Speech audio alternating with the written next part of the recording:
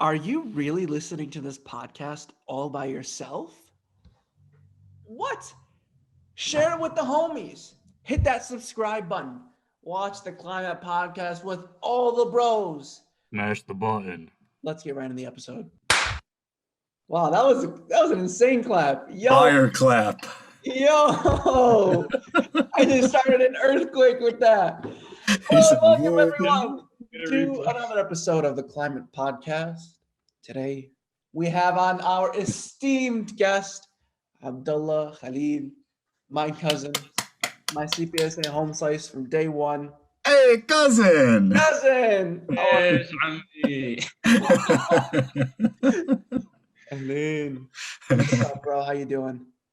Alhamdulillah, I'm doing good. Ramadan Mubarak to all. Ramadan, Mubarak to everyone. Okay, we're going to throw you right into this. What is the craziest smack talk story that you have? Okay, I need some context before I tell this story. Go right ahead. We got time. Growing up, I'm talking like middle school, elementary school, all that stuff. I had bad anger problems, like just raging on people left and right. Okay. And I used to like trash talk a lot when I would play like sports with like my cousins and stuff. Mm-hmm. And that would always get me into fights. So as I got older, I'm like, okay, like no more trash talking, none of that. I actually, I was ended up being able to control my anger pretty well. I never have really issues with it anymore. So I was like, I can't be trash talking anymore because that's going to get me into fights, 8th grade was when I played here. Didn't have any trash talking incidents there. We were very bought into the system. Shout out Coach Perkins, best coach I ever had in any sport. Yeah. Wait. When you mean here, where are you referring to? CPSA. CPSA. Yeah. Just so everyone. He Yeah. did do CPSA for a year. He was here for a year. He coached the 8th grade team when I was here. Amazing. That's the African American guy? Yeah. Yeah. Oh, well, there was Stewart too, I think. Great coach. Great coach. Yeah. Anyway. He only got to coach us 2 times in a week in that small gym that you guys know. For anyone who hasn't seen it before, it's like an elementary gym. Yeah. Hoops that are probably like 9 foot. Yeah, dude. Hell yeah. Hell yeah, bro. Gotta respect the That gym. team. Anyway, what happened? Flipped it into 7-7. Yeah. But onto the actual trash talking story. So my freshman year, I was playing in like what do you call it? Not a youth league, like an organizational league. We called it OIA. It's like Orland Youth Association. Yeah. Yeah. So on this team, I was like the main perimeter defender. We ran a 2-3 zone. So I would usually guard like the better guy. And so we're playing this team with this kid. I can't remember his name. I'm not even gonna say his name because I don't want to like cause problems for him. Very short, and had on. I don't know what was wrong, but something was wrong with his eye. But he was a big trash talker. Always talking. This man got personal talking about his eye. That's what I'm calling. He wasn't good at all. He was terrible at basketball. Very physical player though, but like he was very weak though. So it's like he's physical for nothing. So like we're like getting into like a white guy that can't shoot, shoving me and pushing and all that, and he's like tugging my shorts. And so one player ran a rebound, and he just like straight up like hugs me. So I just like stiff armed him off of me, and he goes like flying onto the floor, and then I get teed up, and I'm like, I just started screaming the ref. I'm like, what are you talking about? He's grabbing me, and they're like, and in this, you get 1 tech, you're out this game plus a suspension. What? For 1 tech? Oh, man. So he like gets up and starts clapping, and I literally told him, I was like, "Shut up, Fetty Wap!" Oh God! And then No! sitting there on the bench. You did not call him Fetty Wap. I called him Fetty Wap! No. My man Abdullah had that ready. He had that ready. He was waiting for this man. My guy said, "Don't worry, cuz I'm on smoke today." Oh Come my God. What? Come to find out the next day, this kid is the commissioner's son. So that just made me even more mad. So yeah. Oh my God. How'd you not get kicked out of the league for that, bro? What? Yeah, so I'd serve my 1 game suspension. We ended up winning that game. Oh my goodness. Come playoffs time, our 3 best players were all baseball players and tryouts for the day of the playoffs. So we showed up with a 6-man roster. God. Lost by like 30. Jeez. Was it the Fetty Wap? I'm sorry, I shouldn't call him. No, it was not. Shout out Fetty Wap. Yeah. Let's do a good team. That man fell off the face of the earth. The real Fetty Wap. Yeah. Man released at 1738 and never came back. This man, I can't believe you were so quick to just hit him with the shout out Fetty Wap. Like, dang, bro. You most definitely thought about that. Yeah. You most definitely thought about that when you saw him and were like, I'm ready to call this man. I was very ready for that. It was not like an off the fly like idea. Like it was in my mind the entire game. Yeah. So I wanted to ask you, so you've had your fair share of basketball games against Adab and Dacey's. Yeah. I want to ask you about what are the differences between playing against them, and who is more annoying if you want to answer. Every like race has traits that you notice. Yeah. If you play against them enough. Yeah. And at what level you're playing against them. So, and I'm just gonna like say like people on my level.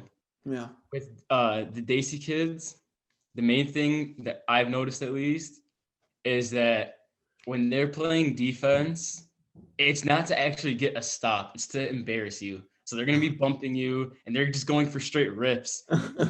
You're just trying to make something cool happen on defense. Yeah. And then offensively, and maybe it's just because of the Lombard area, Yeah. a lot of Derrick Rose tendencies, run and stop floaters, leaning mid ranges, versus the white kids, as much as you can stereotype it, it's all about the shooting. Yeah. But obviously, I know some athletic white kids, Yeah. What about the Adab? Have you picked anything about Adab? Adabs, there's 2 types of Adabs. There's the ones that think they're Curry with the handles, and there's the ones that think they're Curry with the shot. Yeah. And they're never good. What about you, Ibrahim? What do you think the difference is between Adab and Dacey's playing ball?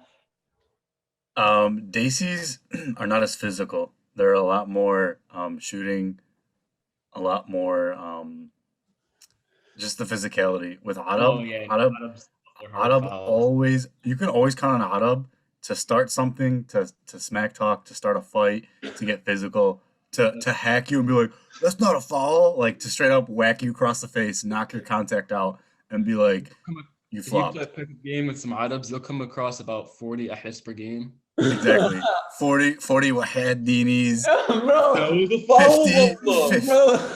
50 wahed Qur'ans. Bro, you know how Adab do like the huddling thing where like one person says on a foul, all of a sudden 15 people are huddled up, like arguing each other. Imagine remember the NBA huddled up around the ref after Okay. Yeah. I was at the free throw line. I drive, stop. I'm going up, smacks my arm. That's a foul. Yeah, for real. Oh my God. The other thing too is Adab complain like crazy. Yeah. Like crazy. I've held my fair share of basketball tournaments and they complain about everything. Yeah. When they win, they don't talk. But when they lose, it's everyone but themselves' fault. But they'll go 0 from 20 from the free throw line, but they're gonna blame the refs for all the missed calls. But you're gonna miss every free throw. Yeah, that's true. I wanted to ask you, Abdullah, did you model the way you play basketball after anybody? Okay, this is actually kind of funny. So I came into basketball very late, like around 6th grade. Yeah.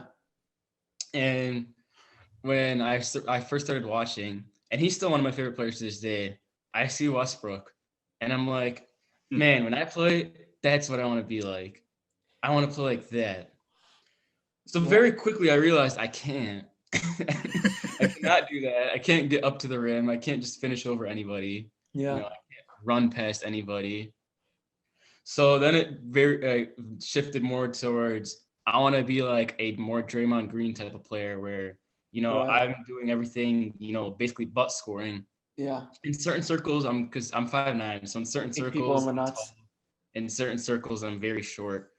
So my role shifts in that sense. But overall, it's just like doing the grunt work, defense, rebounding, steals, hustle work. Yeah. So I just try to do everything I can to impact the game without scoring. Dude, y'all not gonna believe me, but when I first started playing basketball, I modeled my game after Rajon Rondo. Bro, You mean us out here in the gym? I'm like in the gym with the fake behind the back and then going up. You're out there practicing it in his sleep. Used to always do the where you like put the ball on your wrist and go all the way around your back like that. Yeah. Always do that. Bro, that was the sickest move. We could pick out everybody with that move. So when you I guess when you got to CPSA, because you were in public school before, right? Yeah. What was like the biggest difference for you? I'm not gonna go classes because that's obvious one. Obviously, we don't have like Islamic studies or like praying in public school. But I would say probably the biggest difference was,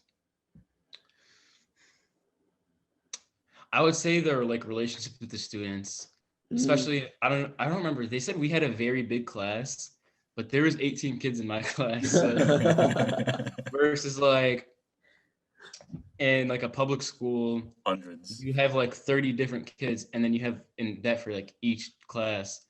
So everyone you knew like a lot more. Yeah. And that has its like pros, like with creating a brotherhood, which is like the goal of an Islamic school, but also has its cons where it's like, too much of certain people like causes issues. Yeah. Like you can't avoid people there, but I got into like a lot of like just petty and like looking back at it, very childish arguments, things that I wish like would have never happened because we would have like much stronger relationships. But that's just like one of the things that comes with the private school. Yeah, that's true. Was it weird, like going to a school that your mom worked at?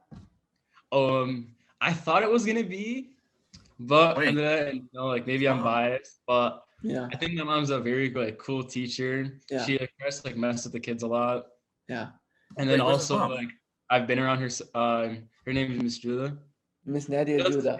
Oh, that's my mom. Oh, and she's also like really smart, especially when you're just talking about like English and speaking and all that. So we've always like she helped me when I was younger with that. So having her as a teacher was different from just being at home and her helping me. So it's very used to it. Yeah, Miss Judah, if you're watching this, you're a baller shot caller. Shout out Miss Judah. Dude, she never taught me, but she's a really nice lady. Yeah. She'll be cooking in the kitchen and she has her phone propped up and she's playing the podcast. What? No for way. Real? Wallah. No way. Yo, Miss Judah. Shout out Miss Judah, bro. Miss Judah, shout out to you. That's amazing. That's sick. Okay. I can respect it. I remember for me, I had to like hold myself to like an insanely high standard, especially because like my mom, when I first started, was the dean and stuff like that. So I couldn't mess around. Dean. Yeah, the dean, right? Dean. She's everything now. Now she's the whole admin, literally the whole admin. Bro, I wish I was exaggerating. The principal when I was there was Dr. Talhead. I think I talked to him once. Dr. T, bro.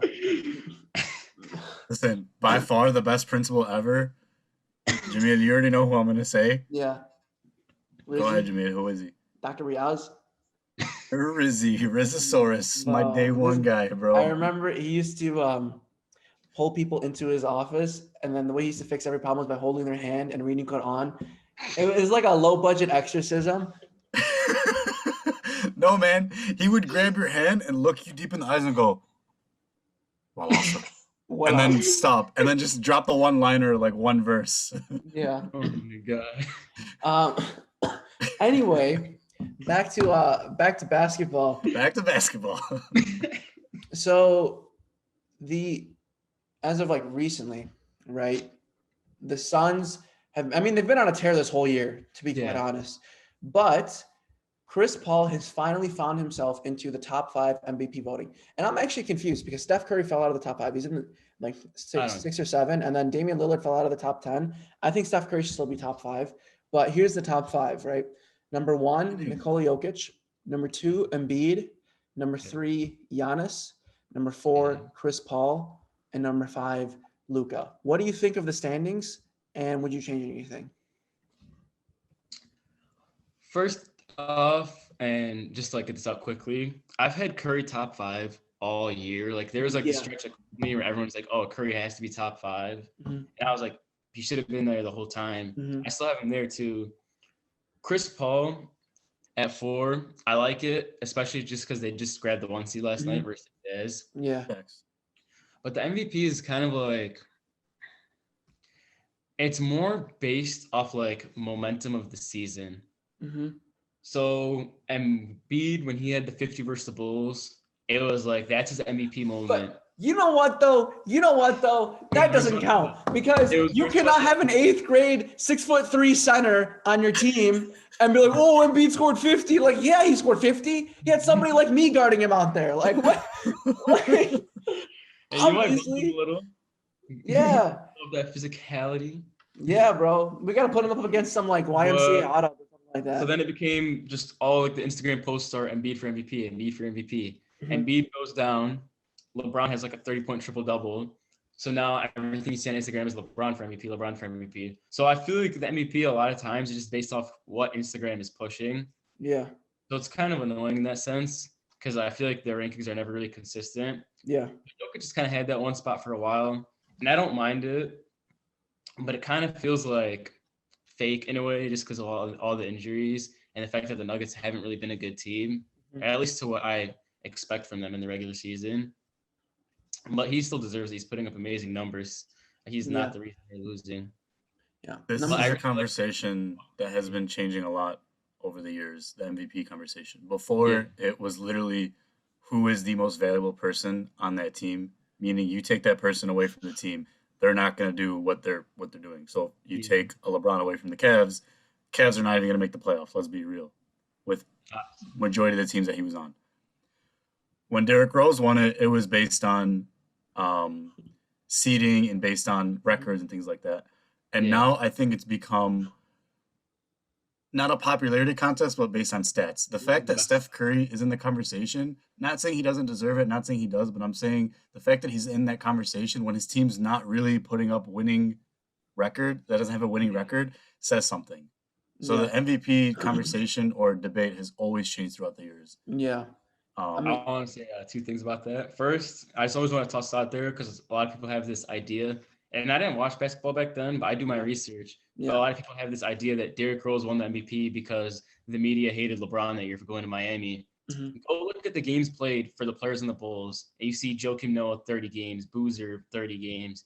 Look at the guys that were starting for the Chicago Bulls in 2011 and tell me how that team won 60 games. Very well-deserved MVP. Yeah. But I think the time when we really started like discussing like what does the MVP actually mean is the year where it was Harden and Westbrook going at it. Westbrook got the first triple-double. Harden was like 29, 13, and 8. I think that's when people really started saying, well, what should the MVP be? And I feel like we've been talking about it since. Yeah. What was it? 2016, 2017 MVP race, right? Yeah. All right, let me look up the standings because personally, I always felt that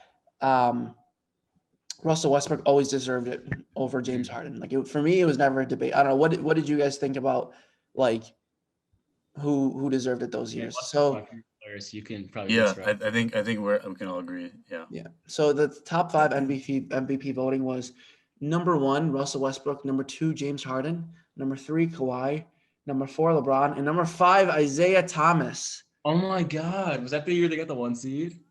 And he averaged 8 points in the 4th quarter. Yeah, it was something like that. He went on a tear. Is he still with the Pelicans? I remember he used to do the like little watch celebration in the 4th quarter. Is he still with the Pelicans? That was no, he was on a 10-day contract, so not anymore. Oh, he's not with them anymore? Because he had like a tweet the other day. He's like, bro, somebody just give me a chance. Some guy commented like, bro, you've had like 10 chances. What do you mean? He hasn't gotten the long-term chances. Yeah, that's true. I think he can still do good on an NBA team. I do too. I'm trying to figure out how many. There's a good amount of guys that deserve to be in the league. Like people forgot Kenneth Reed, man. He's still not in the league. Oh my God, I forgot about him. Yeah. They're 53 and 29. The Rockets? No, the Celtics with Isaiah Thomas. Oh my God, they would have been like the 5th seed in the West. Yeah. Yeah, I don't know. Like Abdullah was saying, he led the 4th quarter. Yeah. Led the NBA in 4th quarter points that year. Mm-hmm. Yeah, dude, he was tied for the shortest All-Star ever. Really? Yeah.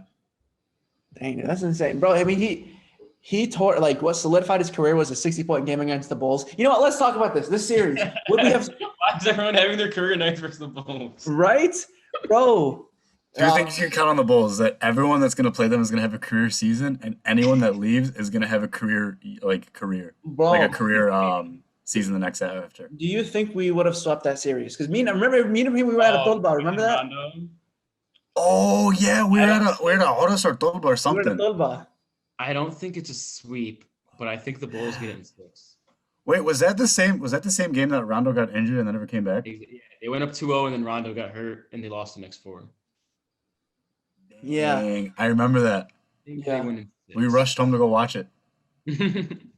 Yeah. What was I going to ask? You know who also had their career highlight game against the Bulls? Carmelo Anthony, which I think is still pretty sad. Oh, the Knicks Melo? Yeah. Yeah. When he tied the game to go to overtime, and then he won the game in overtime.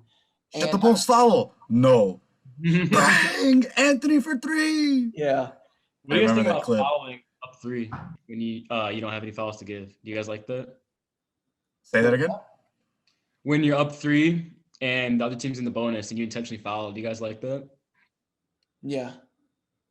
It depends how much time is left. If there's 3 seconds left, yes. Yeah. Like with Carmelo Anthony's position, they should have fouled in that position, yeah. No, actually, it's very easy to look back in hindsight. To be honest, Carmelo Anthony's a smart enough guy where if he saw someone was going to foul him, he would have shot the ball. He would have just flailed. He would have got the shots anyway. Like it was inevitable. He was going to get the shot. Yeah. It also depends too, because at that time the Bulls had a great defense, so they were trusting their defense to make a stop. But Melo in the Garden was something else, man. Yeah. What did he finish with that? 61? Yeah. Yeah, it was something insane like that. Something I was also, because I'm looking at the MVP standings as well, is Luka. Do you think in like 10 years from now, Luka is going to be the best player in the league? I'm someone who values defense a lot in the NBA right now. Thank you. Yeah. Thank you. And I look at guys like Luka and Jokic, and I say, like, how high can I really rank these guys? Because if you're just talking straight offense, there's an amazing case to be made to say Luka is the best player in basketball right now. Yeah. You're saying offensively, right? Yeah. And same thing for Jokic. And especially with Jokic at center, how important it is to be a good defensive center. Yeah. So I don't know how high Luka can get, but he's had one of the best, probably the best starts to a career in NBA history, especially when you're including guys who are coming in at 19 rather than like 22. Yeah. So, I mean, there's no denying the amazing start he's on. He's still easily top 10. And if there's no, like a guy like Damian Lillard has been passed up by Luka, in my opinion, already. I put him on like the same level as a James Harden, even though I give Harden the edge right now. Yeah. I think he definitely can become the best player in the league, but he's got to become at least an average defender. That's true. I look at Steph Curry and I say, did we ever really have him as the consensus best player in basketball? And I think the answer is probably no. And I think defense plays a big part in that. At one point, we almost did with his unanimous MVP. We almost did, but it was always LeBron. 2016 finals, I think he would have gotten it. Yeah. I think he should have. I think it was like a recency bias to pick Iguodala over Steph Curry. But speaking of no defense, this is I'm taking Iguodala. I'm taking Iguodala. Speaking of the funny thing about that quote is I'm not gonna count regular season. I can't think of a clutch shot Iggy's ever hit, especially on the Warriors. Yeah, no, like he used to hit shots and like in the finals and stuff like that, but it wasn't like I can't think of like 10 seconds left in the playoffs. Iggy hits the shot. Like I can't think of one example of that. No. All I remember is when we got wrecked by them after Derrick Rose got injured and I cried because we lost a series and stuff like that. Whatever. I don't want to talk about this. All right. I don't want to delve on this right now. Okay. Chicago's fourth on the up, man. Justin Fields to Chicago. Yes, sir. We're going 17-0, undefeated, bro. Oh, no. Their schedule this year is insane. Yeah. 2 years. What's his name by himself? Nick Foles pretty much carried us to the playoffs by like the first 6 games of the season. Those 6 games pretty much carried us. And now we have Justin Fields, a guy who might actually be able to throw. Now our defense might actually want to play this year.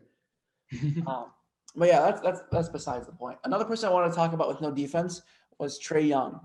That man is statistically the worst defender in the league. The GOAT. It's not just like one statistic. It's every statistic. Box plus minus, more, all of that stuff. Jeez. Like any stat you look at, like he's like there's I remember when they used to say this about Isaiah Thomas. Yeah. And it's like a big drop off. Like Isaiah Thomas was like significantly better. Wow. I wanted to ask you then, because we had a guest one time say that they think Trae Young should just come off the bench. And I think he averages an insane amount of points per game. I think it's like this year it's like 26 and 11. Yeah, and he didn't make the playoffs, which is a big thing, right?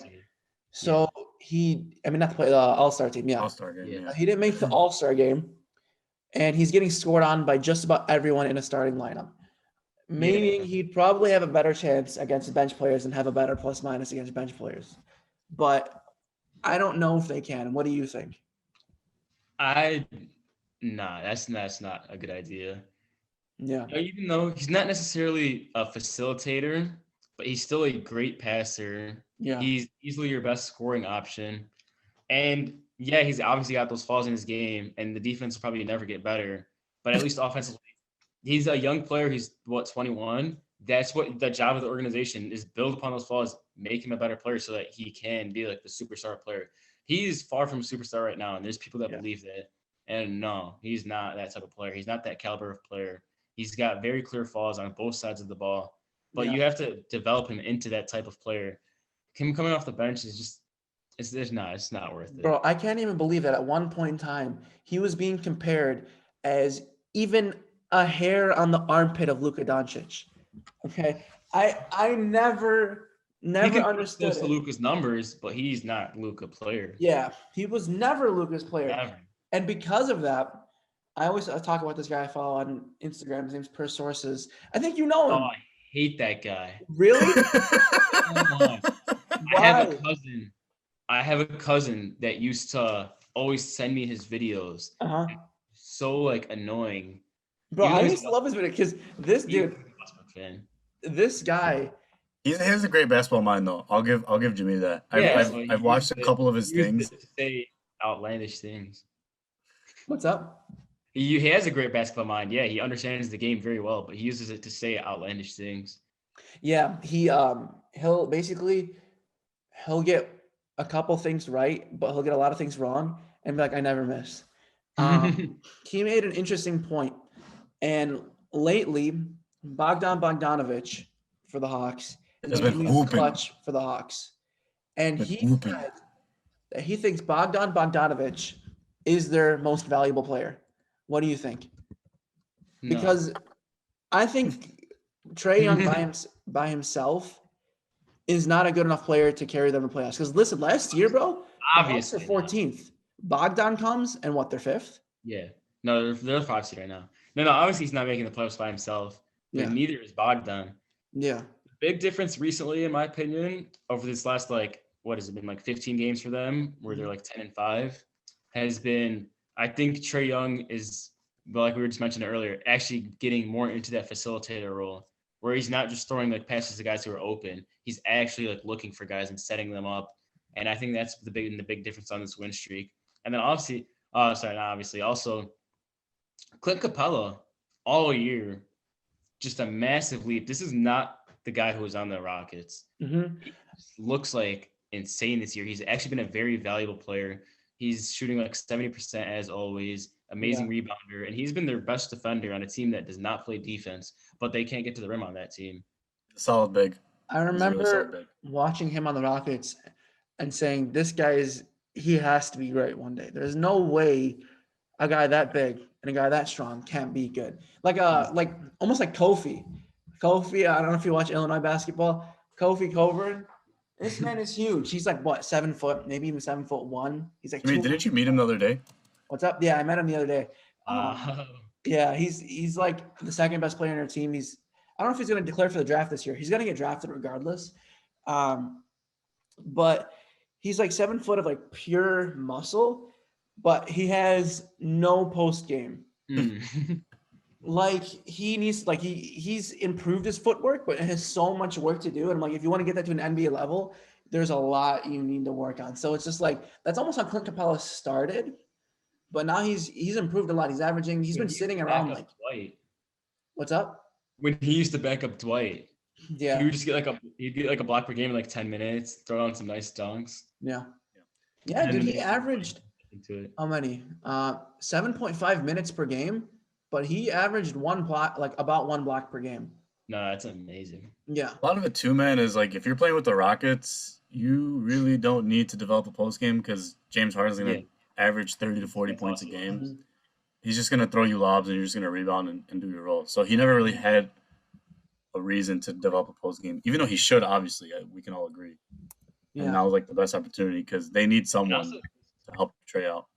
Because a lot of people like don't really like think of this. Rim running is a skill. They're like obviously like people think like dunking is just like being bigger, but to be a great rim runner is actually like a skill. And there's like just certain players who do it at a level like better than anyone else. And Clint Capella is one of those players. Like and a prime Dwight Howard's up there. Anthony Davis. Like those are players who aren't just like getting up because they're bigger. Mm-hmm. Rim running is a skill. It's timing, force. Joel Embiid, dude. Embiid, yeah. For someone the way it's the art is about all the big men have the same driving dribble, right? They always do that one really slow crossover, and then as soon as you go to the crossover, they start backing people down, and then they spin all the time. It's a spin with the hook too. Yeah. With the hook every single time, and it works. Kind of piggybacking off of what Abdullah was saying, the rim running. If you look at all the greatest rim runners, they all have one thing in common for sure, like guarantee. They all have a great point guard. They all have someone that can throw them the lob. Where it's Clint Capella had James Harden, DeAndre Jordan had Chris Paul, AD's got LeBron. You know, I could keep going down the list. Like Shaq had Kobe, like all these things. Is DJ the best lob catcher of all time? What's up? Is DeAndre Jordan the best lob catcher of all time? Yeah.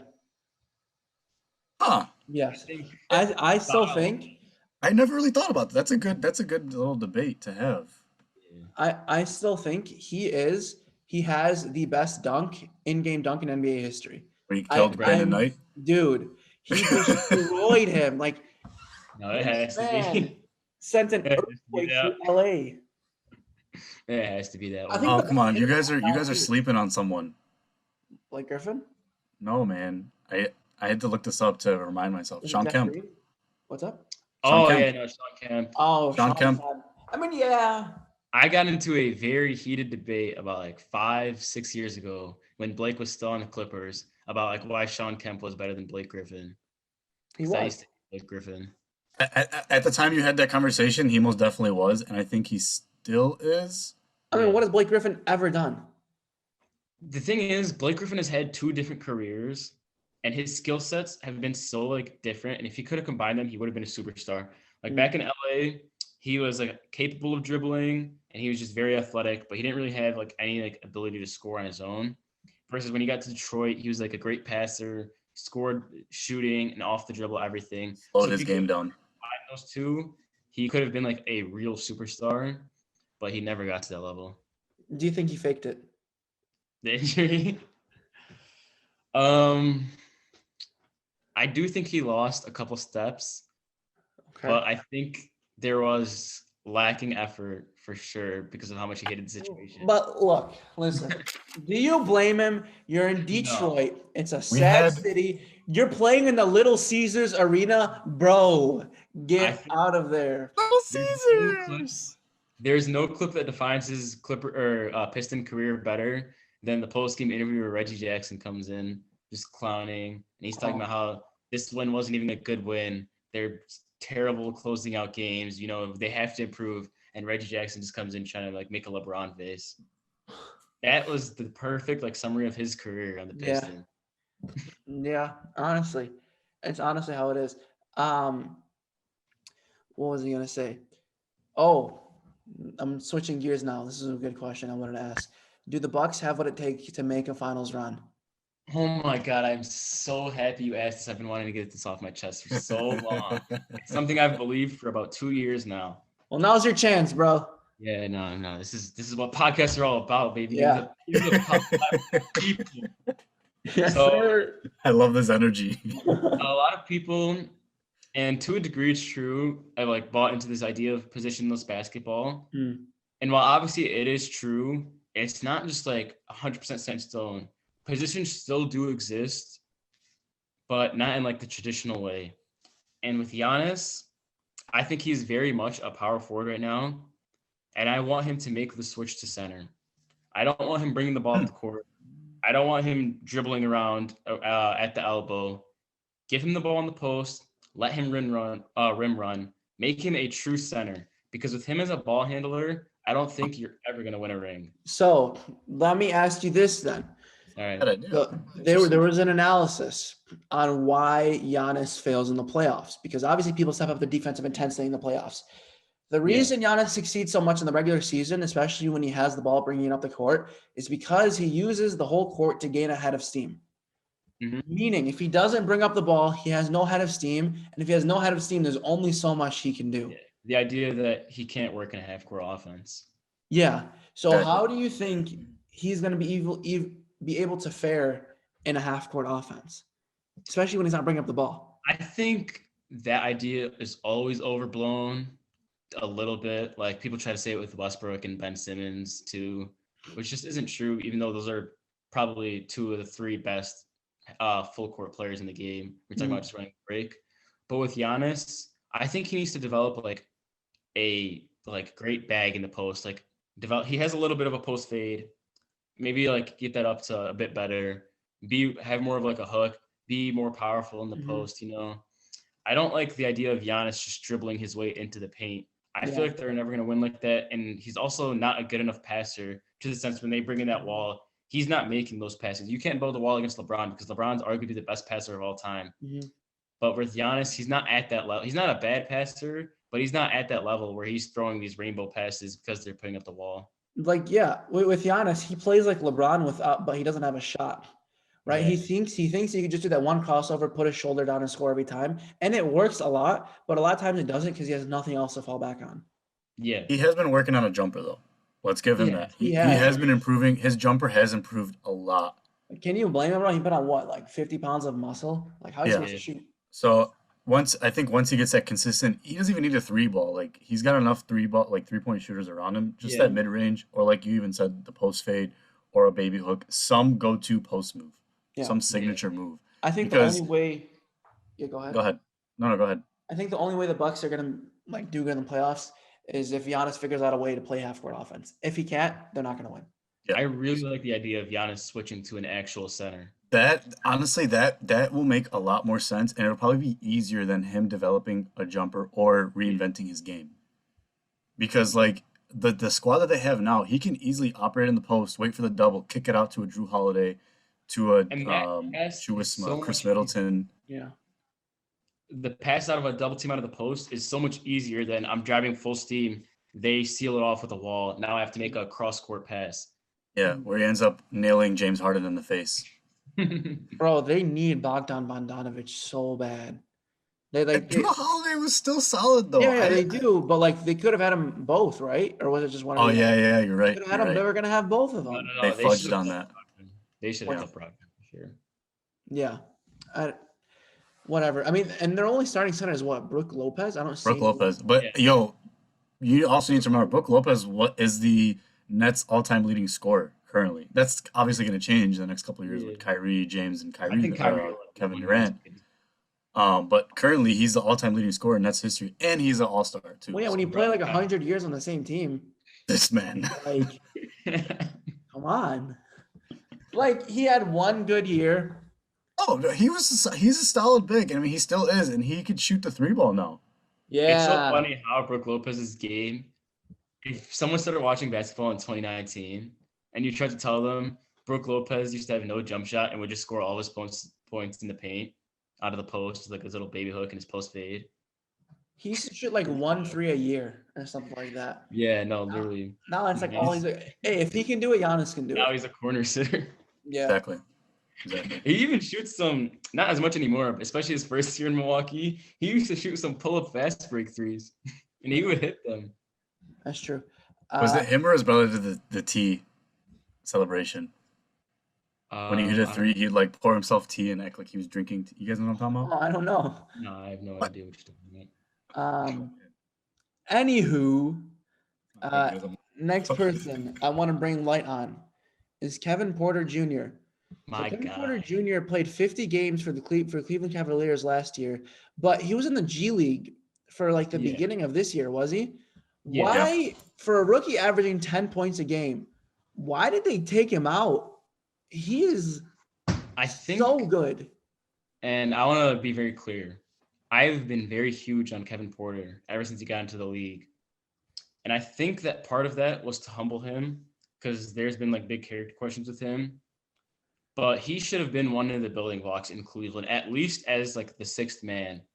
Because, I mean, it's clear he's a bucket. And he's been putting up these numbers with Houston. And his shot hasn't even really been falling until obviously, the 50, where he went 9 of 15.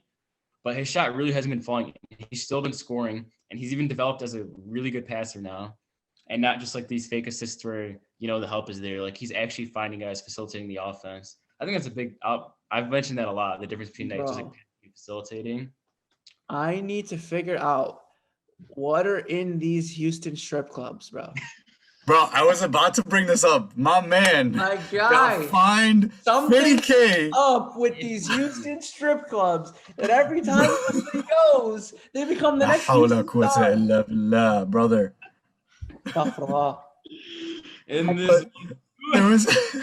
was a meme. It was like Kevin Porter Jr. went to a strip club the night before, got fined $50K, dropped 50 points. James Harden's legacy is still being continued in the Rockets.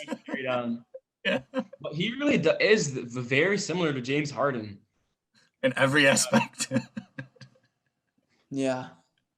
But he really is. But the big difference between Kevin Porter and Harden, I think, is that I think Kevin Porter is, one, developing as a passer more early on, and two, I think he's a much more capable off-ball player than Harden. He's showing that he can be off-ball in Brooklyn, but, I mean, he's like, in his 30s now? I'm not going to give him credit for that. Yeah. But Kevin Porter is one of the youngest players in the league, and he's already shown to be an elite off-ball player. And then on the ball, he doesn't have to dribble the air out of the ball. He knows how to score with quick moves. And obviously, like I said, he's been a great facilitator in Houston, too. Mm-hmm. Love Kevin Porter. Big things coming for him. That Houston team is going to be nice, man. If John Wall stays healthy, they should have kept Boogie, man. I really wish they would have kept Boogie because Boogie and Christian Wood together would have been a very, very nice front court. Next person I wanted to ask you about is a person who dropped 60 yesterday, Jason Tatum. Oh, Tatum. There was an anonymous quote allegedly there was an anonymous quote by some NBA player that said, Jason Tatum and Jaylen Brown are all-stars that only play for themselves. And like basically they will never be able to help anybody. All they do is play for themselves. Do you agree with that, or what do you think? Because I don't hold the Celtics as real contenders. Neither do I. Which is stupid to say, man, because they have a solid team online. They do have a solid on team. paper, I mean. But I get the reasoning behind the take. And Jason Tatum plays some pretty dumb basketball sometimes. He takes very difficult shots, but I don't think it's out of coming like from a selfish place. I think he's just thinking this is like, I can hit these shots. I'm going to take these shots. The sidestep three, the heavily contested mid-ranges where there's literally a guy's hand on his hand, like those types of shots. And I think those are shots that people say they're like, this guy's just a shot chucker. He doesn't care about winning. But if he didn't care about winning, he wouldn't be out there playing borderline all league defense every night, guarding either the best or second best perimeter player, because him and Jaylen Brown are such a great duo defensively. Yeah. And then if they also more Jaylen Brown than Tatum, if they only cared about their own numbers, they wouldn't be running off ball the way they do. Especially Jaylen Brown played majority of his career just shooting only off ball shots. Now, especially with the decline of Kemba, he's getting more on ball shots. They're very similar players, and I don't know if they're going to work together, but their desire to win isn't a question for me. It's more the IQ. Yeah. Who do you think is the best player on that team? Tatum. Interesting. There was a point this year. Polished shot creator. Yeah, I can see that. I mean, there was a point this year where I was flip-flopping back and forth. No, I was. Him and Jaylen Brown? Jaylen Brown. Jaylen Brown was averaging like 28 on like 50-50 shooting. Yeah. Yeah. Because Jaylen Brown, right before the All-Star break, was on fire. I mean, this dude he would not miss. And he was He carried them and everything. Like, what are his totals? Right. He is Muslim. Yeah. He's averaging 24.8 points a game, 0.6 assists. No, 3 point. No, sorry, 0.6 blocks, 3.4 assists, and 4.7 rebounds. I'm like, dang, 4.2.6 assists. Jesus. Oh, that's the other thing about Tatum. He's a good rebounder. Yeah. You see a lot of like 12, 11 games from him on the glass. Yeah. One thing you mentioned was elite defense. There's this weird thing with defensive players this year where they say, "Oh, I'm the defensive player of the year," and then all of a sudden they're top 5 and defensive player of the year voting the next week. This is why I hate awards. So this is the system. According to NBA.com, this is the ladder right now. Number one, Gobert. Because I've seen it too many times, and it's not. A lot of people are gonna think you're talking about Ben Simmons. It's not Ben Simmons. It's these other guys who just come out of nowhere and say, like, I'm one of the best defenders in basketball. Like Miles Turner said that. Yeah. Like, I was so mad. Like, bro, shut up. Isn't? Oh, no. I'm thinking about the Heat guy that said the racist word. Not Miles Myers Leonard? Yeah, Miles Leonard. Miles Turner is the guy who plays for the Pacers, right? Yeah. Yeah. So we got Rudy Gobert son. at number 1. We got Miles Turner at number 2. We got Ben Simmons at number 3. We got TJ McConnell at number 4. And at number 5 is Giannis. The fact that Lou Dort. Yeah, TJ McConnell. Why is TJ McConnell in there? I'm pretty sure he has a lot of steals. Let me see. No, I know. He's one of the best at getting steals. I remember he was nice in the first half. But give him maybe it's like some Thunder bias. Get Lou Dort in there. That's what I'm saying, bro. The best perimeter defender in basketball right now. I'm pretty sure they took him out of the top 10 or something like that. And it doesn't make any sense to me. The next 5 in no particular order. Yeah. Matisse Thybulle from the 76ers, Fred VanVleet, Chris Paul, Jakob Poeltl, and Josh Hart. Like, if that's not even there, those 10 are the all NBA teams, that's just horrible. Yeah. I want like maybe 4 to 6 of those guys on the all league defense this year. Obviously Gobert, obviously Ben Simmons. Who do you think is the defensive player of the year? I kind of want Ben Simmons to win it just because I like when perimeter players win it. And also I don't like Rudy Gobert because he's so bad in the pick and roll. But it's hard Devin to Booker crossed his team that's as consistent as the Jazz defensively. Yeah. I mean, Devin Booker crossed him up. Yeah. Oh, yeah. I hate Ben Simmons. He was going the actual opposite way. You said you hate Booker? No, I hate Simmons. Oh. I do not like him. Like, I don't get it. Like, he's all right. He's good. He's all right. It's whatever. I have a love-hate relationship with Ben Simmons. I would consider him one of my 5 favorite players in the league. Yeah. But I can very much acknowledge that as a person, he's kind of an asshole. Ben Simmons? Yeah. And I definitely see him caring about being a celebrity more than basketball. Bro, you know the number one person like that is Kyle Kuzma. Oh my God. Man got drafted to LA and his life went. But the difference is Ben Simmons at least actually is an actual celebrity. Yeah, because of the Jenners. He's a celebrity. Yeah, no, Kyle Kuzma is not an actual celebrity.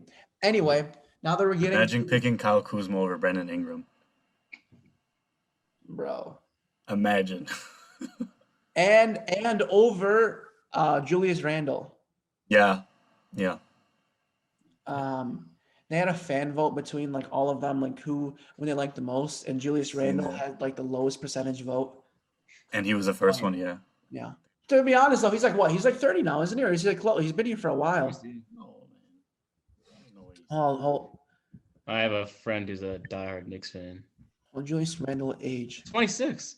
Oh, 26. Okay, he's still got time. And I think he's been in the league for 6 years. That's what it was. Yeah. Oh, okay. Something like that. Okay. So as we close, before we draft, can you all watch this video that I was talking about? The tea celebration. We'll watch it after. We're gonna do a draft of players with the best signature moves. So let me preface. This doesn't have to be offensive moves. This can be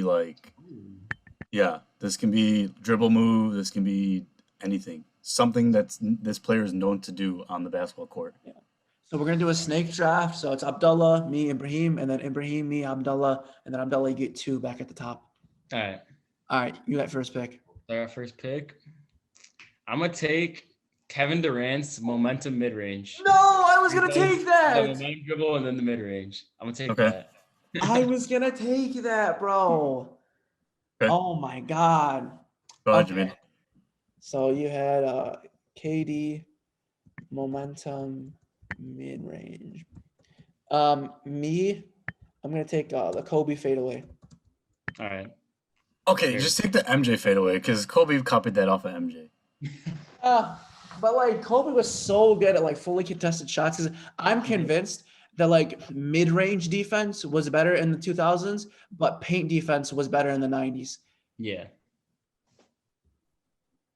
Yeah, that makes sense because the 90s was stacked with bigs. Yeah, the 90s, their mid-range and his perimeter defense overall was nowhere near on par what it is today. But the paint defense back then was insane just because they were not afraid to literally hurt you. If you love mid-range shots, go watch some 2000s basketball. That's where you'll see the most of it. Yeah. Or DeMar DeRozan.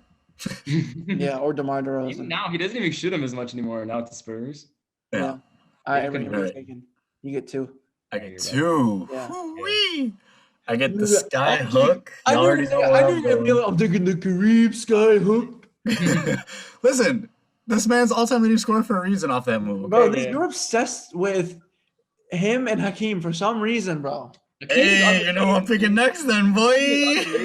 Hakeem Dream Shake. I'm going with the Dream Shake, buddy. Hakeem should be in most people's top 10s. I don't care. Bro, this man was the only player to win Defensive Player, MVP, Finals MVP, all in the same season.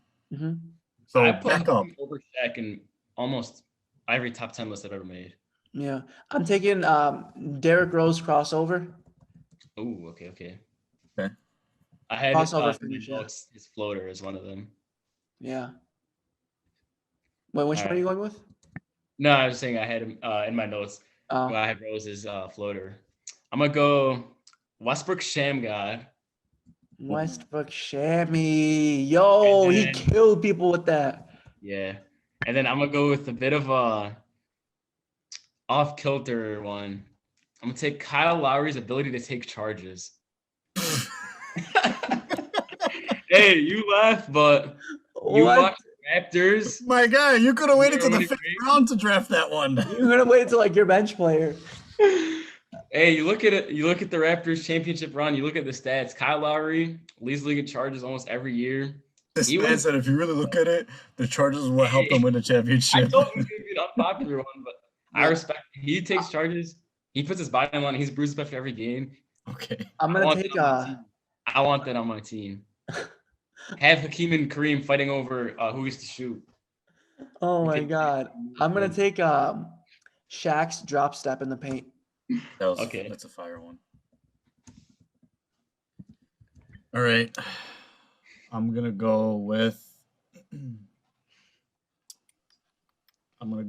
the AI crossover. Ooh. The infamous one he hit over MJ. I was gonna have some AI slander today. I forgot. I'm always down for crossover. And then my second one, I'm gonna go with.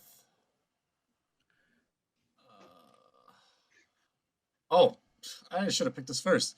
Dirk Nowitzki's one-legged fadeaway. Ooh. All right. Oh, I forgot who I was gonna pick. I had a really good.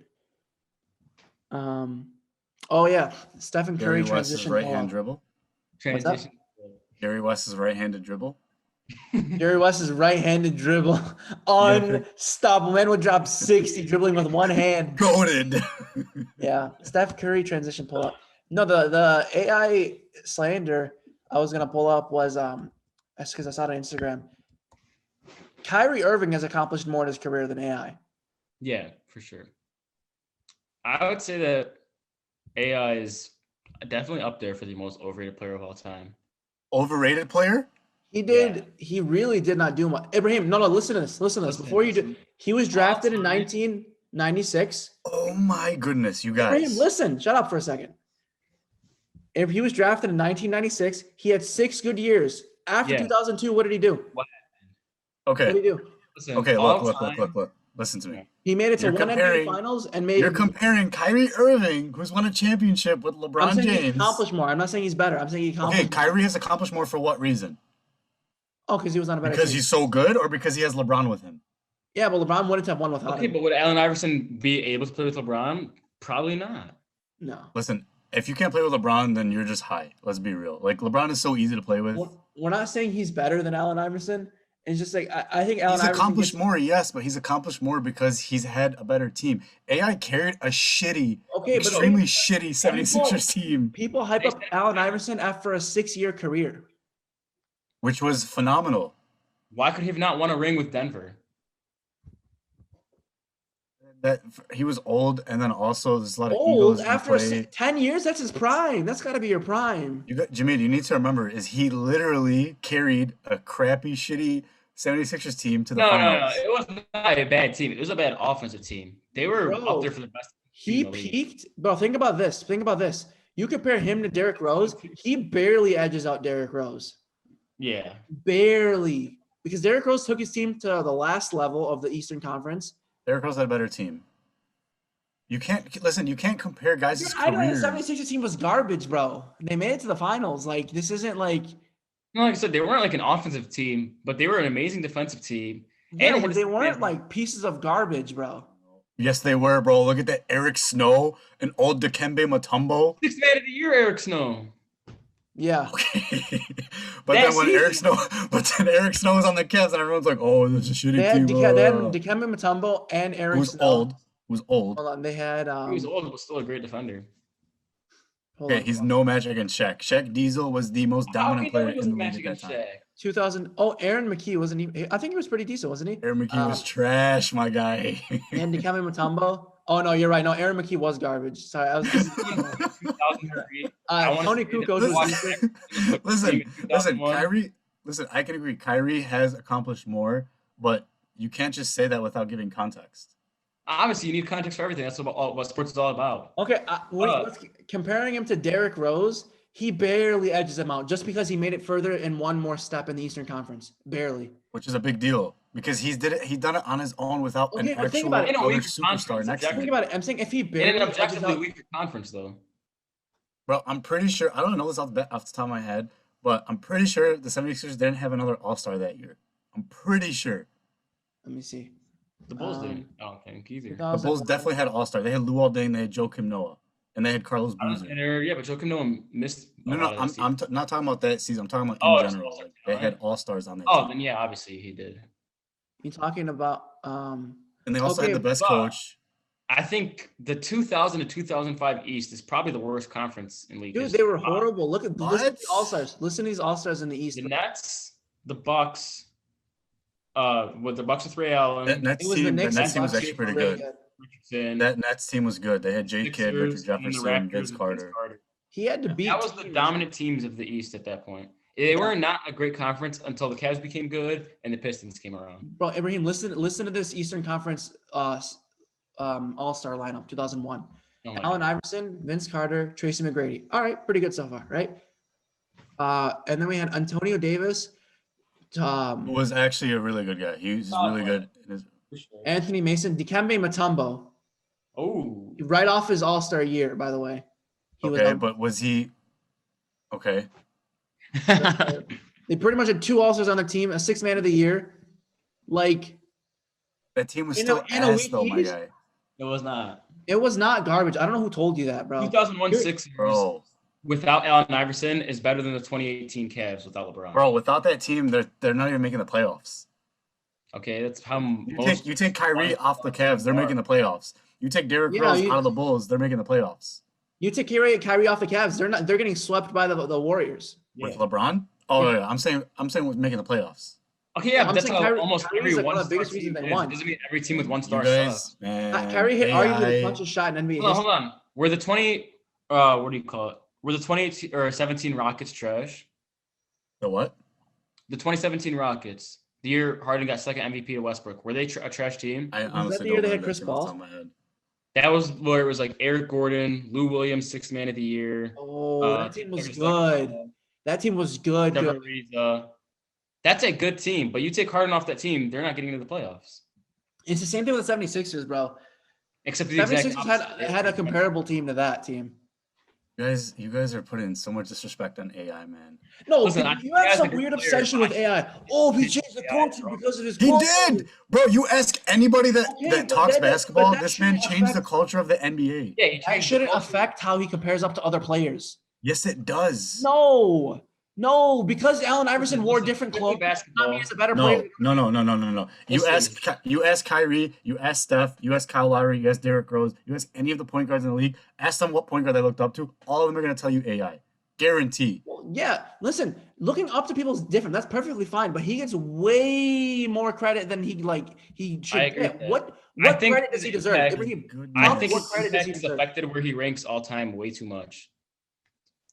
What credit does he where is he not getting credit that he deserves? You guys are like shitting on this man as if he wasn't like one of the greatest point guards ever. No. He's probably one of the 50 best players of all time.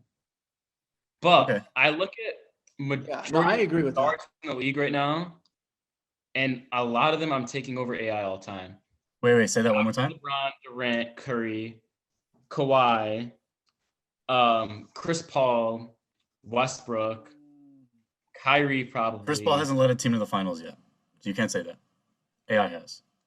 Okay, Chris Paul played in arguably the best conference ever.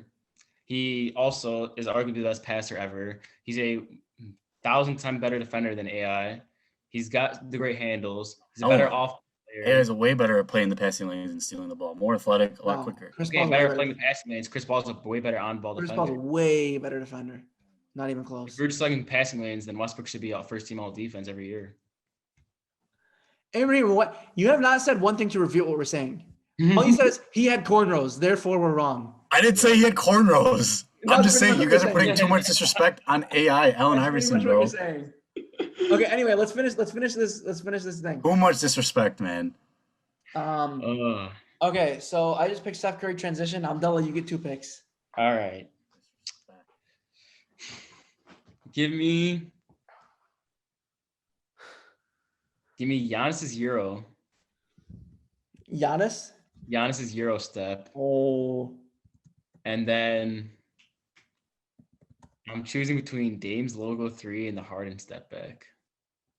Harden step back, easy. I'll take the step back. Yeah. All right.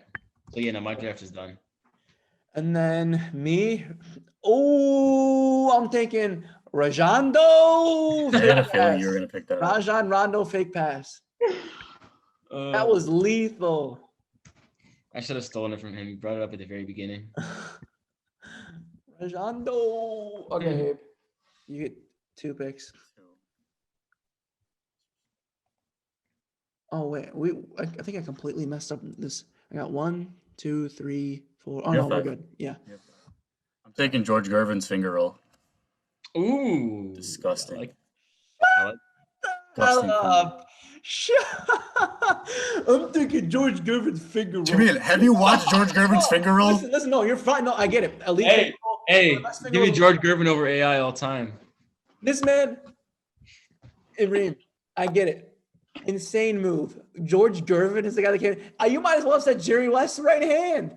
Jamil, stop disrespecting the greats, man. George Gervin finger roll. Look it up. You haven't even seen it. You're telling me about George Gervin like that? This man doesn't even know what George Gervin looks like and is already talking smack about him. You ain't about George Gervin like that. Stop acting like you was about him back in the day. No, you weren't. I'm not acting like I'm about him. I know the history of the NBA, and I know that George Gervin's finger roll was disgusting. Yeah. You guys are, man. Okay. Y'all, 1, 2, 3. Cat, don't even know who George Gervin is, Cat. Look up his highlights. Right? Okay, so this is the team. No. What? 1, 2, 3, 4, 5. Yeah. Yeah, we all got full team. Okay. My honorable mention though was gonna be LeBron's chase down block. Oh, that's nice. But shut the hell up, Jimmy. Literally his same games. This man literally got a championship because he blocked with the chase down block. LeBron's low-key overhyped. Okay, I'm just kidding. So we got the teams. We got Abdullah, got Katie, momentum mid-range. We got Abdullah has Katie, momentum's mid-range. We got Westbrook, Shamgod, Kyle Lowry's thick. His charges. Get in the restricted area and just. This man said Kyle Lowry's thick butt. We got Giannis's Euro step, and we got James Harden's step back. Okay. Y'all are literally baking me for the George Gervin finger You could have roll. picked anybody. You could have picked. This man picked freaking Kyle Lowry charges. Are you kidding me? Over Tim Duncan. How many? Okay, listen, that's fine. How many George Gervin finger rolls stopped Giannis from getting to the finals? I rest my case. Yeah, facts. Facts. You know who stopped Giannis getting to the finals? Literally every team that's faced him in the playoffs. So get the hell out of here.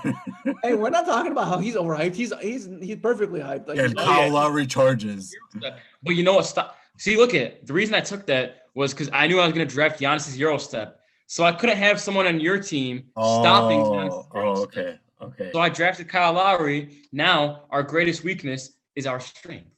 Boom. True. Get the hell out of here. True. Okay, my team. I had Kobe's fadeaway, Derrick Rose crossover, Shaq drop Steph Curry transition, Rajon Rondo fake pass. This is a sick team. Okay, for Kobe, you could have picked up MJ's. Kobe, you could have picked up MJ's fadeaway. Steph Curry's or Derrick Rose crossover. Says the guy who picked George Gervin's finger roll over MJ's fadeaway. They're not the same move. My point is they're the same move. Why didn't you pick it then? It's a different player. You're allowed to pick it. No, it's the same move. No, you could have picked it. Don't look back at hindsight. We pick signature moves, not signature players' moves. They're different. They're still different. And plus, if I picked Jordan's thing, it would be paint defense in the mid-range is better. Paint defense better in the 90s, even though I wasn't even born in the freaking 90s.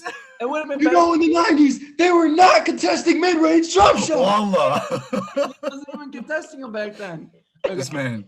Ibrahim, we got Kareem Skyhook, Hakeem the Dream Shake, AI crossover, Dirk fadeaway, and this man, George Gervin's finger was the best thing you thought of. Disrespectful. Okay. We've been going on for too long. Abdullah, you have anything to say to the people before we go? Allen Iverson might not be top 50 of all time. Dwight Howard certainly is. Check out the Climate Podcast every week. Make sure to tune in. It's a great show. Love watching when it comes out. And subscribe to Abdullah's channel. He's always commenting. B2B Podcast. I'll link in the description. B2B Podcast. We upload pretty inconsistent NFL content, for being honest, but it's great content when it gets around. Fair enough. All right. But hopefully I can come back here eventually. It was a great conversation. I got a lot of laughs. Thank you, everyone, for listening to the Climate Podcast. Good night.